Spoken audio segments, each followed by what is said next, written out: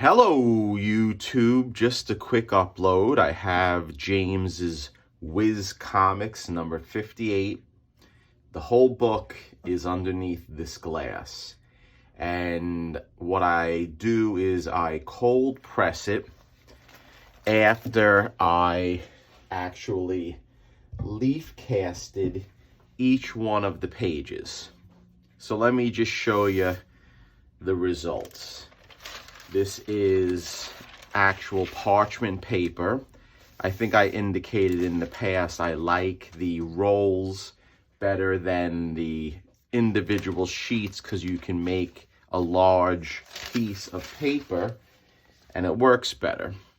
So here's your cover, and it came out, and in my opinion, very nice. And you may say, hey, didn't he put the spine in the last upload, meaning didn't I fold the book? I did.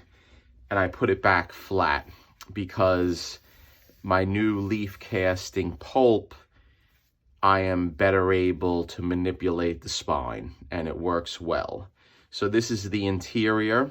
It does have tear seals, but what I want to do is I want to basically put it together. So I'm going to take the parchment paper, I'll put it off camera, and I'm going to take each sheet at a time and I am going to lay them in order so we can then put it back into the cold press. Here's a piece of Ramay paper. Here is a piece of craft foam.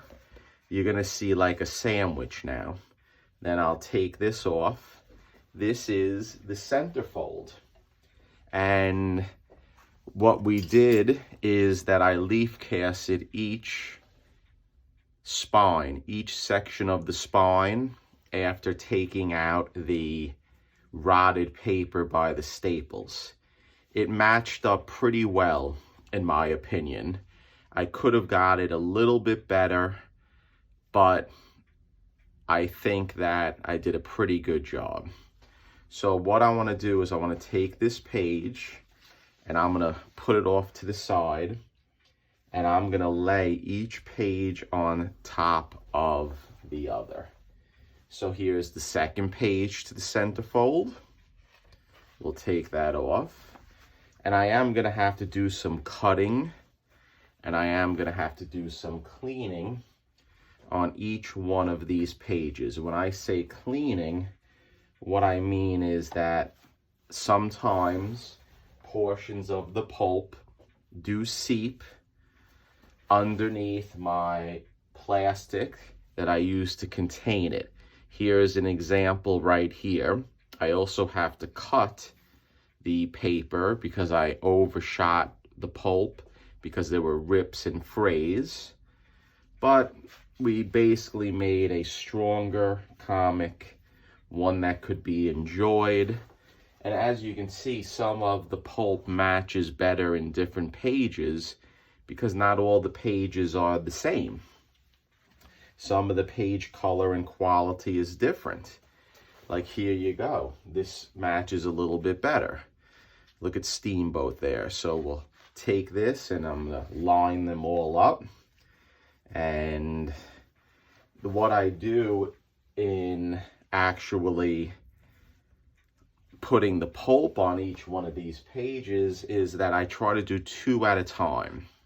So here you go. Here is the first page of the book and we're put together. Do I have any other pages? I hope not. Yes, I do. So I'm a little off here with my lining up of the pages and I have to go back to my photos to figure it out. So I'm going to shut the camera off. We're going to put everything together in order and then I'll see you in a second. Okay guys, we are back. I have all the pages in order and now what I want to do is I want to cut each one of them, and let me show you how I do it. So this one does not need to be cut, so we will take it and put it on the side. this guy does need to cut. Now, I used to use all different types of razor blades and X-Acto knives, and what I learned is the best cutting blade is just a standard razor blade. You line it up and you just gently take the blade and one cut will do it. Instead of dealing with X-Acto knives and things of that nature, a regular razor blade does the best job, in my opinion. I tried all different blades, and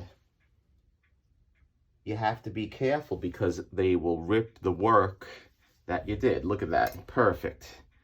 So I'm gonna cut each one of these pages in the same fashion that I just did, and I'll see you soon. I'll be right back. Okay guys, I am back. Now I have the book fully assembled, or at least in order, and what I'm going to do now is I am going to cold press it, stacked without any barriers between the pages, and by doing that we'll just press it a little bit better. And I want to do this because the next step is going to be to install the staple. And here is the staple that I have right here. And what I did, as you know, I soaked it in Rust-Oleum rust remover.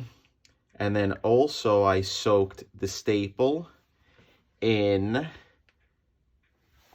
lacquer thinner. And the reason why we use lacquer thinner is because if you use anything with water, what will happen? The staple will rust up again. So we're just going to leave this staple here. We are going to let it sit, and I will go over it with some fine paper towels to clean it up a little bit, and it came out pretty nice. It was a rusty staple. My only concern about the staple is that it will break due to the weakness of it as a result of the rust for 70 plus years. So next upload, we'll assemble it, fold it, put it in the press, and then off to James. And then this is the next project right here that I'm going to work on until completion, the first appearance of Dr. Doom. Looking forward to conserve this, to get this piece connected and make this book present as best as at least I could. So stay tuned, YouTube, and thanks for stopping by.